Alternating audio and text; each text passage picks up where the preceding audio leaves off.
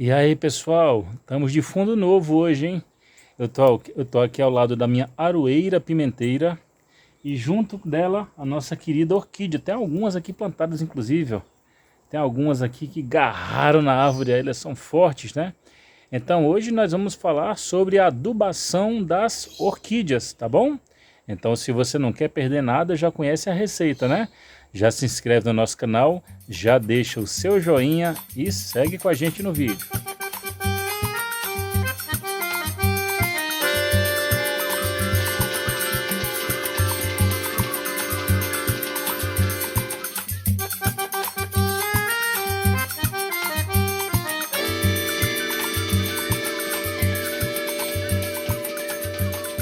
Bom, meninos, continuando aqui o nosso assunto, as orquídeas elas não são consideradas como parasitas, porque elas fazem o seu próprio metabolismo. E para quem não se lembra do que é metabolismo, é um conjunto de reações químicas que acontecem em um sistema ou em um organismo vivo. Então, um organismo morre a partir do momento que pare de existir metabolismo nesse organismo. Então, o metabolismo é um conjunto de reações químicas que faz a planta crescer, que faz a planta produzir flores, frutos, etc. Então, as orquídeas sim produzem seu próprio metabolismo, então elas não são plantas parasitas. Porém, você vai encontrá-las na natureza parecido com isso. A raiz delas agarra nos troncos da árvore. Então, em vez da raiz delas se agarrar no solo, a maioria delas, claro, né, pessoal? A maioria delas. A raiz delas se agarra nos troncos das árvores e elas se sustentam aqui, como se fossem os pés delas ou o alicerce delas aí. É mais ou menos assim que você vai encontrar ela aqui, ó, na natureza aí, as orquídeas, tá vendo? Como vocês estão vendo aqui, as minhas na árvore, no meu tronco de aroeira aqui, como vocês estão vendo. Porém, em muitas casas, ou na maioria das casas dos lares, onde não temos árvores como eu tenho aqui em casa, as orquídeas são criadas em vaso. E nós devemos lembrar que plantas de vaso se comportam diferente de plantas plantas extensivas, que são essas plantas aqui que a gente encontra na natureza. Uma das diferenças é que as plantas de vaso precisam de adubação artificial, porque elas não têm, as raízes delas não têm de onde puxar esse adubo. Então nós temos que dar comidinha dessa planta, como se fosse um bichinho de estimação, um pet, que é a diferença mais ou menos de um lobo para um cachorro doméstico, ou de um gato do mato para o gato doméstico, um pássaro selvagem para um pássaro doméstico. A gente tem que dar a aguinha e a comidinha para ela. Sendo assim, hoje a gente vai entender mais ou menos como funciona a adubação, a fisiologia da orquídea e a adubação correta dela. Então vem comigo. Bom, pessoal, deixa eu ver só se a câmera tá pegando direitinho aqui. Tá, vamos lá, hein? Vamos comigo aqui. Primeiro lugar, qual tipo de vaso que eu escolho para orquídea? Você vai escolher um vaso que é um pouco maior do que o tamanho das raízes dela. Não muito maior do que as raízes, um pouco maior do que as raízes.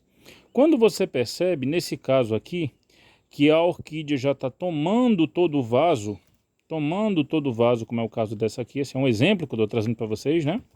Então é a hora de você separar ela e fazer novas mudas e plantar em novos vasos. Você vê que ela está saindo do vaso aqui, ó, querendo sair do vaso, já querendo escapar, porque ela já está grande demais para o tamanho do vaso aí. Então esse primeiro caso que eu estou mostrando para vocês aqui é um caso onde o vaso já está pequeno para a orquídea. Então ele deveria ser um tamanho maior que esse aqui. Então, primeiro ponto aqui que eu queria abordar com vocês. Segundo ponto, como é que eu sei que a orquídea está saudável? Quando ela continua produzindo raízes. Vocês estão vendo aqui na câmera aqui, ó, a produção de raízes da orquídea aí, ó. Então se a minha orquídea continua produzindo raízes, aqui meu dedinho aqui, ó, está mostrando aqui para vocês, é um sinal de que ela está saudável, as raízes dela aqui, ó. Certo? Inclusive eu já até aparei a raiz com a tesourinha, né? Que estava saindo já aqui, ó. Estava escorrendo como um cabelo para fora do vaso. Então ela parou de produzir raiz, houve retração de raiz de orquídea, é sinal de doença na planta. Então essa primeira orquídea aqui, eu vou trazer esses dois exemplos aí para vocês. Nesse segundo exemplo aqui, nós vemos que o vaso está num tamanho bom para o tamanho dessa orquídea aqui, ó. Um tamanho bom. para o tamanho dessa orquídea, certo? Ela não está, né, querendo sair aqui, sair para fora, né, do vaso, como diz o pessoal aí. Ela está num tamanho bom, está produzindo raízes aqui, como vocês podem ver, ó. Então ela está saudável, tá vendo? Não vemos manchas nas folhas, então sinal de que ela está saudável e está produzindo flores. Então aqui é um sinal claro de que está bem saudável. Nessa orquídea aqui eu vou dar um segundo exemplo, não, como é que eu digo? Uma segunda dica para vocês. Qual o tipo de substrato que você usa em orquídea? A gente usa basicamente casca de pinos, tá bom? Orquídeas grandes, casca de pinos grandes, orquídeas menores, casca de pinos de calibres menores. Ok? Por que eu não uso terra, areia em orquídeas? Porque na natureza ela se agarra em árvores. Então aqui a gente vai estar simulando um tronco velho de uma árvore aí, onde ela ficaria. Então aqui nós não usamos terra nas orquídeas, e sim casca de pinos. Você pode comprar isso aqui em qualquer loja, né? Casca de pinos para suas orquídeas. Nesse próximo exemplo aqui, pessoal, nós estamos trazendo uma situação que aconteceu com a nossa orquídea aqui, ó, e que nós conseguimos aí consertar, né? Conseguimos aí trazer saúde de novo para ela. Ela teve uma doença na folha. Nós temos um vídeo aí sobre folhas, né? Eu vou deixar na descrição do vídeo aí para vocês. Um vídeo sobre folhas, tá? Como ler as folhas, a linguagem das folhas. Normalmente, quando o preto vem de dentro para fora da folha, é sinal de que o erro está no substrato. Quando vem da ponta para dentro da folha, normalmente está do lado aéreo da planta, certo? Então a planta tem duas partes. A parte radicular, que está embaixo da terra, e a parte aérea, que está em cima da terra. Quando o fungo ele vem de dentro para fora da folha, provavelmente está aqui, ó, certo? Então, como nós fizemos e vamos fazer aí para trazer saúde? Ó, ela já começou a ter saúde já, ó. É sinal que nós já usamos a receita, ó. Começou a ter saúde aqui. E aqui já começou a dar novos brotinhos, ó. Certo? Esse vaso está grande para o tamanho dela, mas essa orquídea é uma orquídea grande, né? Nós esperamos que ela cresça bastante aí e dê bastante raízes e tome bastante esse vaso aqui. Ela é uma orquídea de grande porte. Nós vamos usar o seguinte, galera, ó, o pulo do gato aí, ó. Primeiro adubo que nós vamos usar é a torta de mamona. Essa aqui é da Sempre Verde. A Vitaplan também produz dela, tá? É a Sempre Verde, torta de mamona mais farinha de ossos. Alguns vêm separados e outros vêm juntos. O porquê de se usar torta de mamona para adubar as orquídeas? Você vai usar no primeiro adubo, assim que você transfere ela para o vaso, você vai usar essa torta de mamona. E você vai usar uma vez por mês essa torta de mamona, caso apareça esse tipo de situação na sua orquídea. Por que, pessoal, da torta de mamona? Porque a torta de mamona, deixa eu pegar um pouquinho aqui para vocês, ó. Olha só, vou adubar minha orquídea com minha torta de mamona. Ela é um antifungicida, então ela possui propriedades antifungicidas. Então ela vai ajudar a sua planta a combater fungos que estejam atacando as raízes, a parte radicular da planta aí. Ok? Então, primeira situação aqui.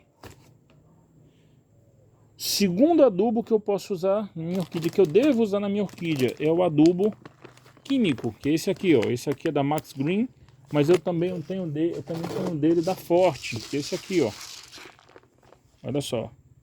Também tem dele da Forte, mas são bem parecidos. Basicamente os adubos são de NPK, né? Nitrogênio, fósforo e potássio, né?